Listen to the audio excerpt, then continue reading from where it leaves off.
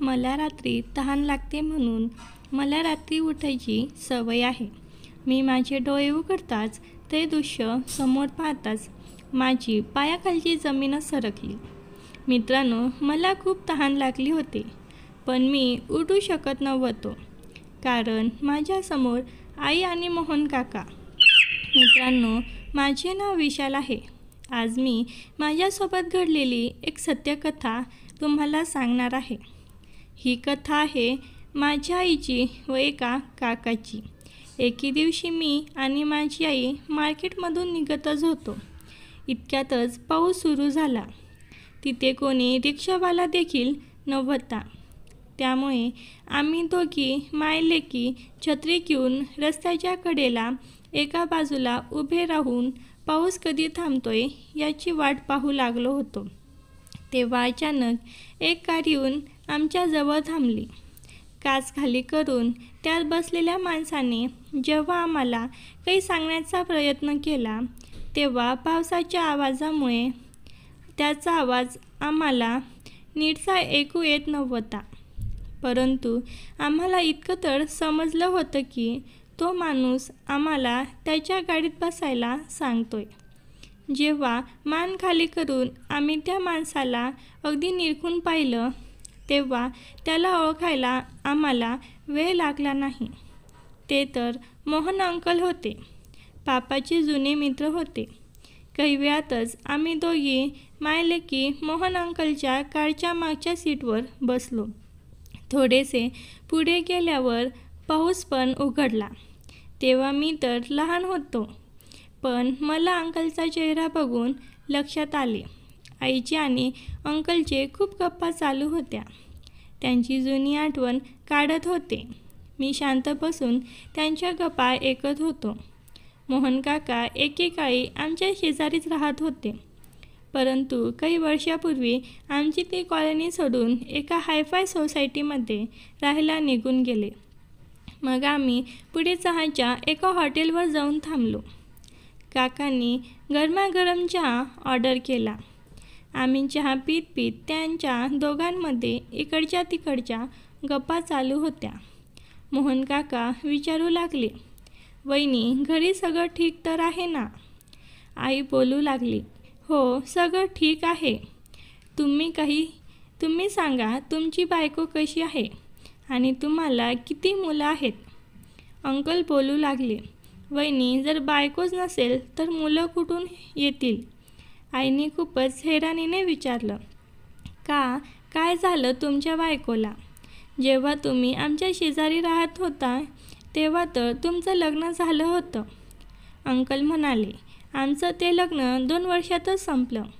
आम्हा दोघांचा घटस्फोट झाला आणि मागच्या वर्षीच ही केस संपली आहे आणि मला त्या बदल्यात 70 लाख रुपये त्यांना द्यावे लागले. काकाचं बोलणं ऐकून आई खूप हैराणीने त्यांना पाहू लागली आणि मग त्यांना बोलू लागली, हे तर खूपच वाईट झालं. माफ करा, मला याबद्दल काहीच कल्पना नव्हती. अंकल बोलू लागले, हो, काही हरकत नाही. तुम्हाला याबद्दल कसं माहीत असेल? मी तर ती कॉलनी सोडून त्या हायफाय सोसायटीमध्ये राहायला गेलो होतो आणि आता बिझनेसमुळे मी इतकी बिझी राहिलो की मला कुठेच येण्या जाण्यासाठी वेळ मिळत नाही. आणि जेव्हा विशालचे वडील सुभाष असायचा तेव्हा त्यांच्यासोबत कधी फोनवर बोलणं व्हायचं. ठीक आहे, जाऊ दे. तुम्ही माझा नंबर घ्या. जर कधी कोणत्या गोष्टीची तुम्हाला गरज लागली तर अर्ध्या रात्री मला फोन करा. काकांनी आईला त्याचं कार्ड दिलं. ते कार्ड आईने तिच्या वरच्या बाजूला ठेवलं. अंकलचं हे वागणं पाहून मी तर हैराण झालो. मला त्यांच्यावर राग येत होता कारण ते आईच्या जवळ येण्याचा प्रयत्न करत होते. आईला ते अधूनमधून वेगळ्या नजरेने नको तेथे बघत होते. अंकल दिसायला खूप भारी होते. अंकल या वयातही तरुण दिसत होते. त्याने खूप व्यायाम केले असावेत कारण ते खूप लांब व दष्टपुष्ट शरीराचे होते. त्याने माझं नाव विचारलं आणि माझी पण ओळख करून घेतली. मग आम्ही तिथून निघालो आणि काहीच वेळातच आम्ही दोघेही घरी पोहोचलो. आम्हाला आमच्या घरी सोडून पुन्हा परत निघून गेले. नशेच्या व्यसनामुळे आजपासून बरोबर 3 वर्षापूर्वी माझ्या वडिलांचं निधन झालं होतं. माझे पापा इतके काही चांगले माणूस नव्हते. त्यांना ड्रिंक करण्याची सवय होती आणि याच वाईट सवयीमुळे त्यांनी त्यांच्या गावात त्यांची सगळी इज्जत खराब केली होती. त्या नशेमध्ये नेहमीच ते माझ्या आईला उद्धट बोलायचे, मारहाण करायचे. माझी आई माझ्यामुळे ते सर्व काही सहन करत राहिली, कारण की तेव्हा मी खूप लहान होतो. माझ्या पालनपोषणात कोणतीच कमी येऊ नये त्यामुळे माझी आई दिवसरात्र खूप मेहनत करायची. वडिलांच्या मृत्यूनंतर माझी आई टेलर काम करायला लागली. घरातच लोकांचे कपडे शिवू लागली, ज्यातून आमचा घर खर्च ठीकठाक चालत होता. माझ्या वडिलांचे मोठे भाऊ म्हणजेच माझे मोठे काका खूप श्रीमंत होते, परंतु आम्हा दोघींना ते विचारायचे देखील नाहीत. एखाद्या सणाला एखाद्या पाहुण्याप्रमाणे घरी यायचे आणि माझ्या हातामध्ये थोडी बहुत मिठाई ठेवून ते निघून जायचे. आईमुळेच मी एका चांगल्या कॉलेजमध्ये शिकत होतो. कॉलेज घराच्या जवळच होतं. सध्या मला कॉलेजला सुट्टी लागली होती, त्यामुळे मी पूर्ण दिवस घरातच असायचो आणि घरामध्ये मी माझ्या आईला कामात मदत करायचो. घराच्या जवळच एक नवीन मार्केट तयार होत होतं. त्याच मार्केटमध्ये माझी आई एक लेडीज गारमेंटचं दुकान चालू केलं इच्छित होती. या संदर्भात आम्ही त्या मार्केटमध्ये गेलो होतो, जिथे आमची भेट मोहन काकासोबत झाली. मार्केटमध्ये दुकान विकत घेण्यासाठी आईला 8 लाख रुपयाची गरज होती. माझ्या सख्ख्या काकांसाठी 5 लाख रुपये काही मोठी रक्कम नव्हती आणि जर आईने त्यांच्याकडून पैसे मागितले असते तर कदाचित त्यांनी दिले देखील असते, परंतु त्यांच्यासोबत काकूंचा तोंड वाकडं झालं असतं आणि असे उधार पैसे घेणे आईला पसंत नव्हतं. आई आणि मी घरामध्ये खूप फ्री राहत होतो. माझी आई तिच्या प्रत्येक कठीण प्रसंगात, तिच्या प्रत्येक अडचणी मला सांगायची. तेव्हा मी देखील माझ्या आईला माझ्या कॉलेजमधल्या सगळ्या गमती-जमती सांगायचो. 1 महिना अशीच उलटून गेला होता. त्याच दरम्यान आई दुकानासाठी 8 लाख रुपयाचा कर्ज घेऊ इच्छित होती. त्यामुळेच मागच्या 1 महिन्यापासून माझी आई बँकेच्या चकरा मारत होती, परंतु बँकेतून तिला फक्त 1 लाखाचं कर्ज मिळालं. सोनं गहाण ठेवून आईने अजून 2 लाखाची उलाढाल केली आणि ते 3 लाख रुपये त्या दुकानवाल्याला देऊन आली. आता बाकीच्या 5 लाखापासून आईने दुकान मालकाकडून 1 महिन्याची मदत मागितली, परंतु आता आईला 1 महिन्याच्या आतच 5 लाखाचा बंदोबस्त करायचा होता. सकाळी उठून मी माझ्या अभ्यासामध्ये मग्न झालो आणि आई सकाळी किचनमध्ये जेवण केल्यानंतर घरातील केर कचरा काढत होती. काही वेळातच हातात झाडू घेऊन त्या खोलीत आली आणि बोलू लागली. विशाल, माझ्या डोक्यामध्ये एक विचार मी म्हणालो, बोल आई, काय झालं? आई म्हणाली, पैशांसाठी मी एकदा मोहन काकांसोबत बोलून बघू का? हे ऐकून मला खूप राग आला, पण आम्हाला नाईलाज होता. मी म्हणालो, जर मोहन काकाजवळ पैसे नसले तर? पण ठीक आहे, तरी देखील तू एकदा त्यांच्यासोबत बोलून तर बघ. आईने लगेचच मोहन काकाचा तो कार्ड हातात घालून तिथून बाहेर काढला आणि तिच्या फोनवरून त्यांचा नंबर डायल केला. मोहन काकाने फोन रिसीव्ह केला. पलीकडून ते बोलू लागले, हॅलो, कोण बोलतंय? तेव्हा आई बोलू लागली, मी सुभाषची बायको जया बोलते. तुम्ही मला ओळखलं का? अंकल म्हणाले, अरे जया वहिनी, कशा आहात तुम्ही? तुम्हाला माझी कशी आठवण आली? आईने थोडे अवखतच ती सगळं टेन्शन मोहन काकांना सांगितलं. अंकल म्हणाले, वहिनी, मी सध्या ऑफिसमध्ये आहे. संध्याकाळी जाताना मी तुमच्या घराकडून येतो. अंकलचा फोन कट केल्यानंतर आई थोडी टेन्शनमध्ये दिसत होती. तिचं टेन्शन मला समजलं. त्यामुळेच मी आईच्या जवळ गेलो आणि बोलू लागलो. तू अजिबात टेन्शन नको घेऊस. जेव्हा काका घरी येण्याबद्दल बोलत आहेत मग त्याचा अर्थ हाच आहे की ते आपली काही ना काही मदत नक्कीच करतील.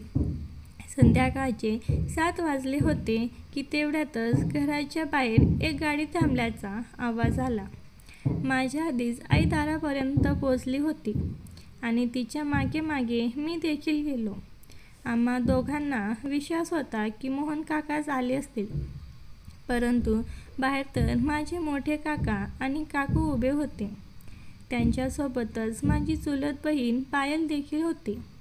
तिन्ही लोक घरात आले आणि मग चहा नाश्ता केल्यानंतर मोठ्या काकाने आम्हाला सांगितलं, पायल तिचं शिक्षण पूर्ण करण्यासाठी विदेशात जात आहे. आज रात्री उशिरा तिची फ्लाईट आहे. काका बोलू लागले. सरिता, मी विचार केला की विशालला देखील शिक्षणासाठी बाहेर पाठवावं. दोघे भाऊ बहीण सोबत राहतील, परंतु जर हा तिकडे गेला तर तू ते अगदीच एकटी पडशील. फक्त हाच विचार करून मी माझा तो विचार मागे ठेवला. आई बोलू लागली, तुम्ही अगदी योग्य विचार केलात. विशालशिवाय मी अगदीच एकटी पडले असते. आईचं बोलणं होताच आईच्या फोनची रिंग वाजू लागली. मोहन काकाचा फोन होता. आई फोन घेऊन माझ्या रूममध्ये निघून गेली आणि जेव्हा खोलीतून बाहेर आली तेव्हा ती खूपच घाबरलेली वाटत होती. मी तिला पाहुण्यांमध्ये तिचा घाबरण्याचं कारण कसं विचारणार होतो. तेव्हा मी आईला मेसेज करत विचारलो, काय झालं? आई समोर बसली होती. आईने लगेच रिप्लाय दिला, थोड्या वेळातच मोहन काका घरी येणार आहेत. काय करायचं? विचित्र टेन्शन होतं. काही समजतच नव्हते. जर काका काकूंच्या समोरच मोहन अंकल घरी पोहोचले तर खूप मोठा प्रॉब्लेम निर्माण होईल. माहीत नाही त्यानंतर हे लोक काय विचार करतील. इथून गेल्यानंतर ते लोक नको त्या गोष्टी आमच्याबद्दल तयार करतील. माझ्या काकूंच्या हातात एक आयतं कोलिकत भेटलं. ती सगळ्या कुटुंबात या सगळ्यांबद्दल अगदी मीठ मसाला लावून सर्वांना सांगेल. मी आईला मेसेज केला की तू बाहेर जाऊन मोहन काकांना फोन कर आणि त्यांना तुझ्यासोबत घेऊन मार्केटला जा आणि तिथे जाऊन त्यांच्यासोबत जे काय तुला बोलायचं आहे ते अगदी आरामात बोल. तेव्हापर्यंत मी एकटाच या लोकांना सांभाळेन. आईने अगदी तसंच केलं. ती काकांना बोलू लागली, मी एका महत्त्वाच्या कामासाठी मार्केटला जात आहे. आई तिथून अचानक निघून गेली. ही गोष्ट माझ्या काकूला अजिबात आवडली नाही. त्यामुळेच आई गेल्यानंतर लगेच थोड्या वेळात काका आणि काकू देखील एअरपोर्टकडे निघाले. मी आईला फोन केला. आई, ते लोक निघून गेले आहेत. माझं बोलणं ऐकून आईने दीर्घ श्वास घेतला आणि बोलू लागली, ठीक आहे, मी थोड्या वेळातच घरी परत येते. थोड्या वेळातच मोहन काकांची गाडी देखील आमच्या दारापाशी येऊन थांबली. मोहन काकाच्या गाडीमध्ये ड्रायव्हिंग सीटच्या शेजारील सीटवर आई बसली होती. माझी आई खूप खुश दिसत होती. मी काकांना नमस्कार केला आणि मग त्यांना घरात यायला सांगितलं, परंतु ते खूपच घाईत होते. नंतर कधीतरी येईन असं बोलून ते निघून गेले. आई आनंदाने अगदी वेडीपिशी झाली होती. घरात येताच तिने लगेचच दार लावून घेतलं आणि माझ्या हातामध्ये एक पॉकेट दिलं आणि बोलू लागली, विशाल, हे पॉकेट उघडून बघ. पूर्ण 5 लाख रुपये आहेत. माझा प्रॉब्लेम सॉल्व्ह झाला आहे. उद्याच मी मोहनसोबत जाऊन दुकानाचं रजिस्ट्रेशन करून घेईन. हळूहळू 2-3 महिने निघून गेले. आईची मेहनत फळाला आली होती. दुकान खूप चांगलं चालू लागलं.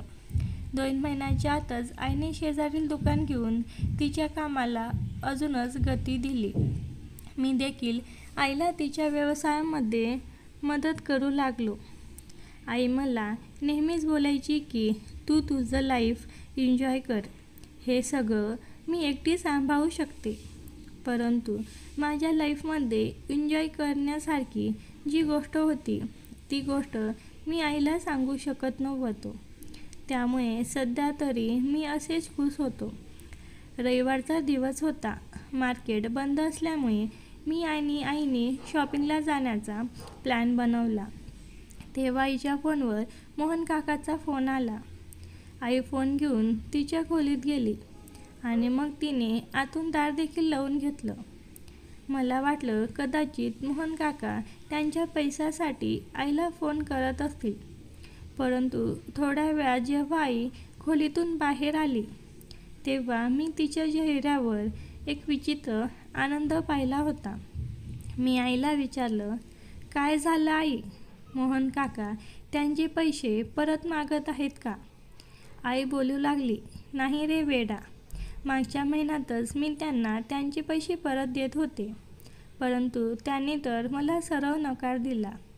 तेव्हा मी ती रक्कम शेजारच्या दुकानामध्ये इन्व्हेस्ट केली. मोहन काकांचा खूप मोठा बिझनेस आहे आणि त्यांच्याजवळ पैशाची काहीच कमतरता नाही. ते तर मला अजून पैसे देऊ इच्छितात, परंतु सध्या तरी मी त्यांना नकार दिला आहे. थोड्या वेळापूर्वी मी आणि आई शॉपिंगला जाण्याचा प्लॅन करत होतो, परंतु काकाच्या फोननंतर आईने शॉपिंगचा प्लॅन पूर्णपणे कॅन्सल केला आणि बोलू लागली, विशाल बेटा, शॉपिंगसाठी तर आपण नंतर कधीतरी जाऊ शकतो. मला सध्या मार्केटमध्ये महत्त्वाचं काम आहे, त्यामुळेच मी तिकडे जात आहे आणि तू इथे घरातच थांब. असं बोलून आई तयार होण्यासाठी पुन्हा खोलीत गेली. थोड्या वेळानंतर जेव्हा ती खोलीतून बाहेर निघाली तेव्हा तिला पाहून तर मी हैराण झालो. आईने खूप दिवसानंतर खूप सुंदर अशी साडी नेसली होती आणि थोडासा मेकअपसोबत ती अगदी सुंदर दिसत होती. आईचं ते रूप पाहून मी थोडासा हैराण झालो आणि मला वाटू लागलं की कदाचित आई आणि मोहन काकांमध्ये प्रेमाची खिचडी शिजत आहे. माझी आई 40 वर्षाची होती आणि काका देखील जवळपास त्याच वयाचे असतील, त्यामुळे यामध्ये काही वाईट गोष्ट तर नक्कीच नव्हती. आईने पूर्ण आयुष्य तिच्या अपेक्षा दाबून मला मोठं केलं होतं. तिच्यावर होणाऱ्या अत्याचारांची मी स्वतः साक्षीदार होतो. आज आई तिचं आयुष्य तिच्या मर्जीने जगू इच्छित होते. मग यामध्ये वाईट काय आहे? मी आईला खुश पाहून आतल्या आत खूपच खुश होतो. मी आता काकांचे मनातल्या मनात आभार देखील मानू लागलो, कारण की माझ्या आईच्या आनंदाचं कारण तेच तर होते. आईला इतकं खुश पाहून मी देखील विचार करत होतो की प्रेम देखील काय गोष्ट असते. ज्याला ते प्रेम मिळतं त्याचं तर आयुष्य कदाचित सावरून जातं आणि ज्याला प्रेम मिळत नाही त्याचं तर सर्व काही बरबाद होऊन जातं. लैला आणि मजनू असेच तर नवते तयार झाले. प्रेमाच्या ताकदीनेच त्यांना अमर केलं होतं. परंतु मी माझ्या प्रेमाचा काय करू? माझं देखील कोणावर तरी प्रेम आहे, परंतु मला माझं प्रेम देखील लैलासारखंच वाटतं. मी या सगळ्यांचा विचार करतच होतो की इतक्यात बाहेर हरेश काकांचा गाडीचा हॉर्नचा आवाज ऐकू आला आणि आई लगेचच घरातून बाहेर निघाली आणि मग डायरेक्ट रात्री 10 वाजताच परत आली. मी खूपच खुश होतो. तिने येताच माझ्या हातांवर पापे घेतले आणि मला बोलू लागली, सॉरी बेटा, मला खूप उशीर झाला. तू जेवलास? मी म्हणालो, नाही आई, अजून मी जेवलो नाही. मी विचार केला की तू परत येशील तेव्हा आपण दोघे सोबत जेवू. आई म्हणाली, बेटा, मी तुझ्यासाठी बाहेरून जेवण आणलं आहे, जेवशील ना? जेवण वाढू तुला? मी म्हणालो, आई, मला तुझ्यासोबत जेवण करायचं आहे. परंतु आई बोलू लागली, मी तर बाहेरून जेवून आले आहे, त्यामुळे मी जेवण करणार नाही, परंतु तू जेवून घे. मला समजलं होतं की आईचा सगळं डिनर झालं आहे. मी आईला प्रेमात पाहिलं. मी माझ्या कामातून मोकळा झाल्यानंतर मी जास्तीत जास्त वेळ आईसोबतच घालवायचो. आई घरात असायची तेव्हा देखील मोहन काकांच्या विचारामध्ये बुडालेली असायची. प्रत्येक वेळेला माझ्यासोबत फक्त मोहन काकाबद्दलच बोलायची आणि वेळ मिळताच लगेच काकांना फोन करायची. आईने नवीन गाडी देखील घेतली. मी हैराण होतो की आईने इतक्या लवकर ड्रायव्हिंग कशी काय शिकली. आईने मला देखील ड्रायव्हिंग शिकवली. आता तर आम्ही दोघे आई मुलगा आमच्या गाडीनेच शॉपिंगसाठी जायचो आणि आमच्या शॉपवर देखील जायचो आणि कधी कधी मन करायचं तेव्हा गाडी घेऊन फिरायला देखील जायचो आणि 2 मैत्रिणींप्रमाणे आम्ही खूप मस्ती करायचो. सकाळी 8 वाजेपर्यंत आई तिच्या गाडीने मार्केटला जायला निघायची. नेहमीच मी आरामात जायचो किंवा कधी-कधी मी जायचो देखील नाही. मी तिथे न गेल्यानंतर देखील आई तिथलं सगळं अगदी व्यवस्थित सांभाळायची. असं बोलतात की प्रेम लपूनसुद्धा लपवलं जात नाही. माझे काका त्या सोसायटीमध्ये राहत होते ज्या सोसायटीमध्ये मोहन काकाचं घर होतं. आई आणि मोहन काकामध्ये शिजणाऱ्या खिचडीचा वास माझ्या काकूपर्यंत पोहोचला होता. सकाळी जेव्हा मी बाथरूममध्ये होते तेव्हा आईचा आवाज आला, "विशाल, मी दुकानावर निघत आहे. तुझं मन झालं तर तू आरामात दुकानात ये." मी ठीक आहे म्हणत आईला जाण्याची मी वाट पाहू लागलो. माझी आई माझ्या खोलीत आली आणि बोलू लागली, "विशाल, एक काम कर. आज तूच दुकानात जा आणि जेव्हा मी येईन तेव्हा तू पुन्हा घरी ये." मी म्हणालो की ठीक आहे, पण आई तू तर आता दुकानात जायला तयार झाली होतीस. आता अचानक तुला काय झालं? तेव्हा आई म्हणाली, "खरं तर मला एक महत्त्वाचं काम आठवलं आहे. त्यामुळेच मी आता दुकानात जाऊ शकत नाही." मी गाडी काढली आणि दुकानाकडे जाऊ लागलो. परंतु जेव्हा मी दुकानात पोहोचलो तेव्हा मला आठवलं की मी दुकानाची चावी तर आणायला विसरलो. दुकानापासून घराचं अंतर 4 किलोमीटरचं होतं. मी लगेचच गाडी चालू केली आणि घराकडे निघालो. घरी पोहोचलो तर पाहिलं की घराच्या बाहेर मोहन काकाची गाडी उभी होती. मला आईचं ते महत्त्वाचं काम अगदी व्यवस्थित समजलं होतं. मी त्या लोकांना डिस्टर्ब करणं योग्य मानलं नाही, परंतु दुकानाची चावी घेणं देखील खूप महत्त्वाची होती. मी घराच्या बाहेरूनच आईला फोन करू लागलो आणि मग मी आईला म्हणालो, "मी चावी घरीच विसरलो आहे."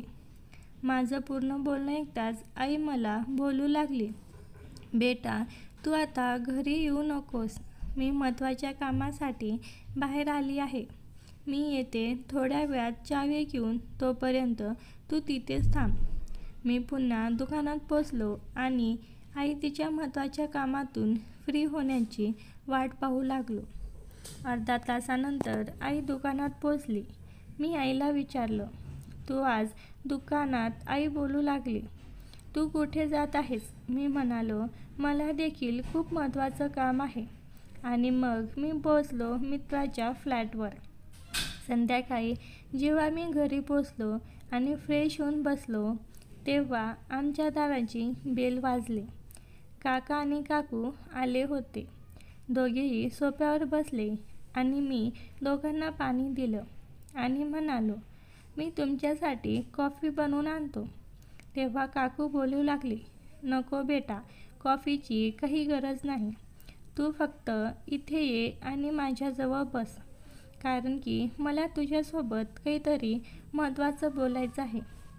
काकूने मला तिच्या जवळच बसवलं आणि बोलू लागली, "हे बघ विशाल, जेव्हा मुलं बिघडतात तेव्हा त्याची तक्रार त्याच्या आईबाबांकडे केली जाते, परंतु जेव्हा आईबाबाच बिघडत असतील तर त्यांची तक्रार कोणाला करायची?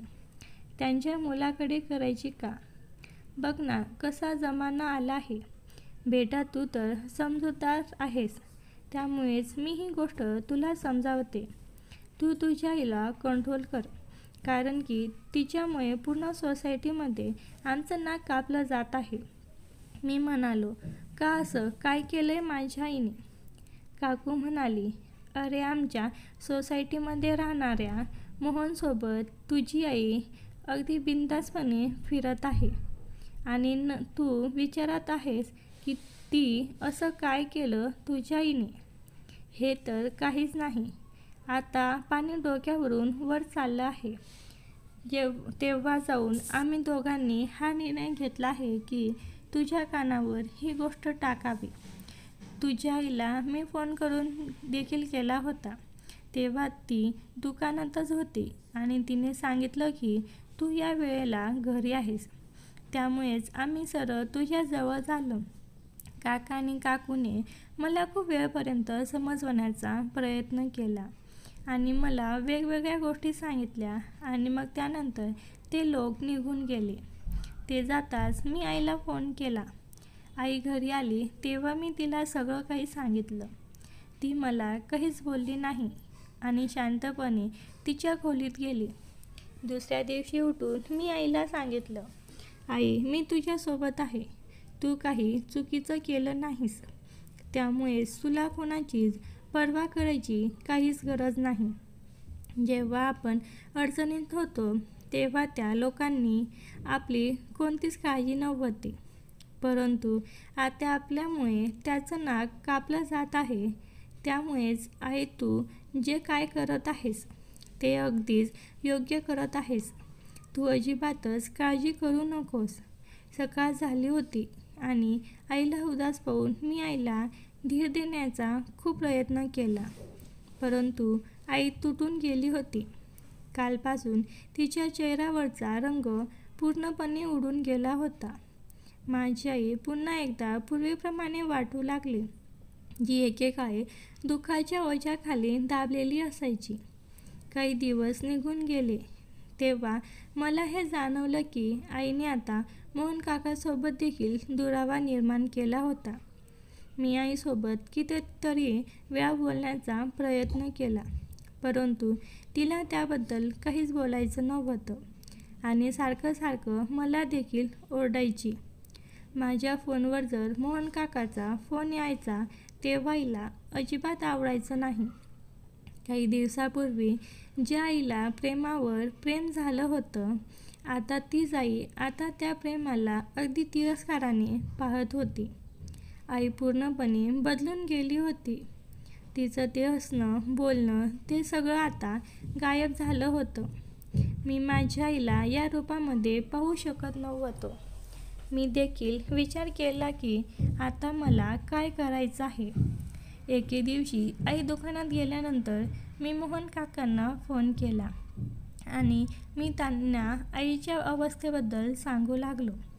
त्यांनी मला सांगितलं की तुझ्या आईने माझे 5 लाख रुपये परत केले आहेत आणि माझ्यासोबत बोलणं देखील बंद केलं आहे. आता माझा अजिबात कॉल रिसीव्ह करत नाही आणि नाही कधी फोन करते. अंकलचं बोलणं ऐकून मला खूप वाईट वाटलं. मी त्यांना सरळ प्रश्न विचारलो, अंकल, तुम्ही खरं तर मला एक सांगाल का? तुम्ही माझ्या आईवर प्रेम करता का? त्या प्रश्नावर अंकल शांत झाले. मी पुन्हा विचारलं, तुम्ही सांगा की तुमची काय इच्छा आहे? अंकल, तुमची माझ्या आईसोबत लग्न करायची हिंमत आहे का? अंकलने उत्तर दिलं, हो, मी तुझ्या आईसोबत लग्न करू इच्छितो. परंतु मागच्या काही दिवसापासून तुझी आई खूपच बदलली आहे. एके दिवशी तुझी आई सोसायटीमध्ये माझ्यासोबत होती आणि आम्हाला तुझ्या काकाने पाहिलं होतं. मग त्यानंतर त्याने पूर्ण सोसायटीमध्ये या गोष्टीवरून राहायचा पर्वत केला. तेव्हापासून तुझ्या आईने माझ्यासोबत बोलणं बंद केलं आहे. आता तर ती ना माझा फोन रिसीव्ह करते आणि नाही मला भेटायला येते. आता तू सांग, यामध्ये माझी काय चूक आहे? मी काय करू? मी म्हणालो, ठीक आहे अंकल, उद्या संडे आहे. तुम्ही उद्या माझ्या घरी येऊ शकता. त्याने देखील उद्या मी घरी येईन असं सांगून फोन कट केला. रात्री आई घरी आली तेव्हा मी आईला काही सांगितलं नाही. सकाळ झाली तेव्हा मी लवकरच उठलो आणि रविवार होता त्यामुळे मी आईला उठवलं नाही. सकाळी 9 वाजता काका घरी पोचले. त्यांचा आवाज ऐकून आई देखील तिच्या खोलीतून बाहेर आली आणि तिने मोहन काकाकडे खूप रागाने पाहिले आणि त्यांना बोलू लागली, तुम्ही इथे काय घ्यायला आला आहात? मोहन काका काही बोलणार इतक्यातच मी म्हणालो, आई मी काकांना घरी बोलावलं आहे. माझं हे बोलणं ऐकून आईला खूप राग आला आणि ती मला बोलू लागली, तू मला न विचारताच कुणालाही घरी बोलवण्याची हिंमत कशी केलीस? मी आईला म्हणालो, आई मोहन काकास तुझ्यावर खूप प्रेम आहे आणि मला चांगलाच ठाऊक आहे की तुझं देखील त्यांच्यावर खूप प्रेम आहे. परंतु तू समाजाच्या भीतीमुळे हे नातं स्वीकारायला नकार देतेस. आठव जेव्हा आपण अडचणीत होतो तेव्हा हेच लोक आपल्याला विचारत देखील नव्हते. तेव्हा याच काकांनी आपली मदत केली होती. आज तू ज्या नातेवाईकांच्या विचारामुळे काकांच्या प्रेमाला असं कसं लाथाळू शकतेस? आई जर तुला आयुष्यात एकटीलाच राहायचं असेल तर मग ठीक आहे, राहा तू एकटी. मी देखील इथून निघून जातो. असं बोलणं मी जोरजोरात रडू लागलो. मला रडताना पाहून माझ्या आईचं मन विघळलं. आई बोलू लागली, हे बघ विशाल, माझ्यासाठी तू सर्व काही आहेस. मी सर्व काही सहन करेन, परंतु जर माझ्यामुळे तुला कोणी शिव्या देत असेल तर ते मी अजिबात सहन करू शकत नाही. त्या दिवशी तुझे काका आणि काकू दोघेही माझ्या दुकानात आले होते आणि सर्वांसमोर त्यांनी माझा खूप अपमान केला. मी देखील काय करणार? तू आता मोठा झाला आहेस आणि तुझं देखील लग्नाचं वय आहे. मी माझ्या लग्नाबद्दल विचार केला तर लोक काय बोलतील, त्यामुळेच मी मोहनसोबत दुरावा निर्माण केला. मला माहीत होतं की माझी आई माझ्यावर खूप प्रेम करत होती आणि काकांवर देखील खूप प्रेम करत होती. मी रडल्यामुळे घरातलं सगळं वातावरण ठीक होऊ लागलं होतं. आई चहा बनवून घेऊन आली. आईचा तो बदलणारा मूड मी पाहिला होता. तेव्हा मी तिला म्हणालो, आई लोकांचा विचार करणं सोडून दे आणि मोहन काकांचा तू हात पकड. माझं बोलणं ऐकून आई लाजली. तेव्हा मोहन काकांनी माझ्या आईचा हात त्यांच्या हातात घेतला आणि ते आईकडे आशेच्या नजरेने पाहू लागले. मी आईला म्हणालो, आई समाजाची काळजी करणं सोडून दे. मला माहीत होतं की तू त्यांच्यावर प्रेम करतेस आणि त्यामुळेच मी तुम्हा दोघांना न विचारताच कोर्टामध्ये अर्ज दाखल केला आहे आणि आज ठीक 10 दिवसानंतर तुम्ही दोघांची कोर्ट मॅरेजची तारीख मिळाली आहे. माझ्या तोंडातून हे बोलणं ऐकून आई आणि काकांना दोघांनाही खूप मोठा धक्का बसला. ते काही बोलणार इतक्यातच मी कोर्टाचे पेपरच्या दोघांच्या समोर ठेवले. आई हैराणीने बोलू लागली, तू हे सर्व कसं काय केलास? मी विचार करायचे की माझा मुलगा अजून खूप लहान आहे, परंतु तू तर माझा देखील बाप निघालास.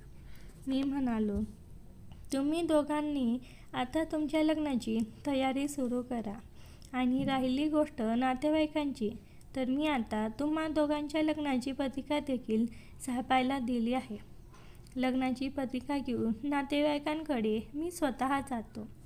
मला जाणवलं होतं की आईला माझा आता जास्त अभिमान वाटू लागला आणि मोहन काकांच्या आनंदाला तर काहीच पारावर उरला नव्हता.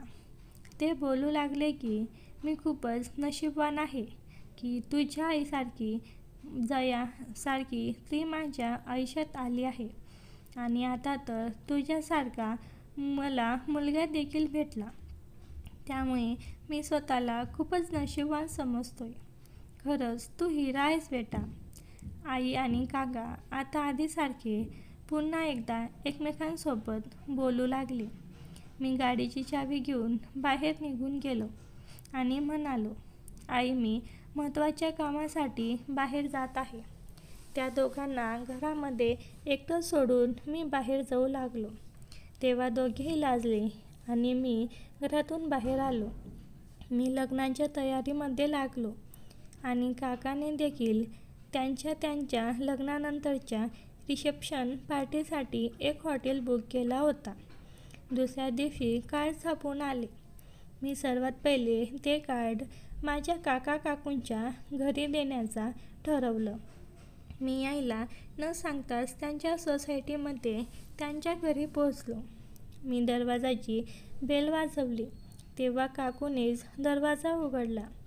तेव्हा मला असं अचानक समोर पाहून काकू जरा दचकली आणि बोलू लागली, "कसा आहेस विशाल? आज तू रस्ता कशी काय विसरलास?" मी म्हणालो, "खरं तर मला एक महत्त्वाचं काम होतं, ज्यामुळेच आलो होतो." मी त्यांच्या हॉलमध्ये बसलो. काकू बोलू लागली, "त्या दिवशी तुझ्याजवळून मी तुझ्या आईच्या दुकानात गेले होते आणि मग मी तिला खूप समजावलं की हे सर्व ठीक नाही. घरातल्या मुलांच्या लग्नाच्या वयामध्ये जर आईचं अशा प्रकारे वागत असेल तर ही किती लाजिरवाणी गोष्ट आहे. यामुळे मुलांवर खूप वाईट परिणाम होतो. त्या दिवसाचा तिच्यावर खूप जास्त परिणाम झाला आहे. असं वाटतंय आता सुधारली आहे बघ. हे बघ, मी तुझ्या आईची मोठी जाऊबाई आहे. जर ती चुकीच्या रस्त्यावर गेली तर माझं ते कर्तव्य आहे की मी तिला योग्य मार्गावर घेऊन यावं. तू बोल, चहा पिशील?" मी म्हणालो, "नको मोठी काकू, मी जरा घाईत आहे." मी काकूचं भाषण ऐकण्यासाठी तिथे गेलो नव्हतो. मी लगेचच पत्रिका काढली आणि तिच्या हातात देत बोलू लागलो, "काकू, ही लग्नाची पत्रिका आहे. लग्नामध्ये तू मोठ्या काकांसोबतच ये." पत्रिका पाहून काकूच्या चेहऱ्यावर आनंद आला. बोलू लागली, "अरे, मुलगी देखील पाहिलास आणि लग्न देखील ठरवलं आणि तू मला आत्ता सांगतोस? ठीक आहे, असू दे. ही तर खूपच आनंदाची बातमी आहे. सांग बरं, माझी सून काय करते?" मी उभी राहिलो आणि दारापर्यंत पोहोचलो. मी काकूंना म्हणालो, "मुलगा बिझनेस करतो आणि काकू, तुझा तो जावई नाही. तू ती पत्रिका व्यवस्थित वाच. मी जात आहे." मी माझ्या घरी आलो आणि मी आईला सर्व काही सांगितलं. आम्ही दोघेही जोरजोरात हसत होतो, कारण ती पत्रिका वाचल्यानंतर काकूवर किती मोठे संकट कोसळलं असेल हे तर आम्हा दोघांनाही माहीत आहे. आईच्या लग्नाच्या दिवशी आम्ही कोर्टात पोहोचलो आणि आई आणि काका दोघेही समोर उभे राहिले. आईच्या बाजूने साक्षीदार म्हणून मी सही केली होती. आमच्या मार्केटचे कित्येक लोक त्या लग्नामध्ये सामील झाले होते. लग्नाच्या त्या शालूमध्ये माझी आई एखाद्या हिरोईनपेक्षा कमी वाटत नव्हती. कोर्टामधून बाहेर निघताच आम्ही लोक गाडीत बसलो. पुन्हा एकदा आम्ही दोघे मोहन काकांच्या गाडीत होतो, परंतु आई आता पुढच्या सीटवर काकांच्या बाजूला बसली होती आणि मी मागच्या सीटवर बसलो होतो. दोघांचाही सुंदरसा जोडीला पाहून मी खूप खुश होतो. आईच्या आनंदाला तर काहीच पारावर उरला नव्हता. आईसोबत अंकल देखील खूपच खुश दिसत होते. मी माझ्या हाताने पूर्ण घर सजवलं होतं. आमचं छोटंसं घर होतं आणि त्यात एकच खोली होती. आम्ही संध्याकाळचं जेवण बाहेरून ऑर्डर करून सोबत जेवायला बसलो. वेळ पण खूप झाला होता. मग आईचं सगळं आवरून झालं. थोड्या वेळाने आम्हाला झोप लागली, पण मला रात्री तहान लागते म्हणून मला रात्री उठायची सवय आहे. मी माझे डोळे उघडताच ते दृश्य समोर पाहताच माझी पायाखालची जमीनच सरकली. मित्रांनो, मला खूप तहान लागली होती, पण मी उठू शकत नव्हतो, कारण आई आणि मोहन काका हळूच हात फिरवला. आई शहारली. तिचे श्वास वेगात यायला लागले. तिचा गळ्याचा खालचा भाग खाली वर होऊ लागला. आईसुद्धा प्रतिसाद देऊ लागली. काका एका हाताने तिची सुंदर व्यक्तिमत्वाला स्पर्श करत होते. ती प्रभावी होऊन चळवळ करायला लागली. हा खेळ 10 मिनिट चालला. आई आता रंगात आली होती. ती उत्तेजित होण्यास सुरुवात झाली होती. काका लगेच तिचे आबदार मोकळे केले. ते मोकळे होताच माझ्यासमोर स्वर्गाचे 2 डोंगर उभे झाले. आता ते माझ्यासमोर स्पष्ट होते. ते आठवून मी कित्येक वेळा हतबल झालो होतो. मी डोळा लावून थोडा वेळ शांत झालो. मित्रांनो, हे पाहणे मला खूप चुकीचे वाटत होते. पण मला आता झोपच लागत नव्हती. माझी नजर तिथून हटतच नव्हती. मी जाम फसलो होतो. मला थोडा आवाज आला. मी अजून डोळे उघडून पाहिले तर ते पाहून मी पण जोरजोरात श्वास घेत होतो. माझेही पुरुषी अस्तित्व खूप दाटून आले होते. मित्रांनो, पुढची कथा मी पुढच्या व्हिडिओमध्ये सांगणार आहे. जर तुम्हाला पुढचा भाग पाहायचा असेल तर कमेंटमध्ये भाग 2 करा आणि आपल्या चॅनलला सबस्क्राईब करून घ्या. धन्यवाद.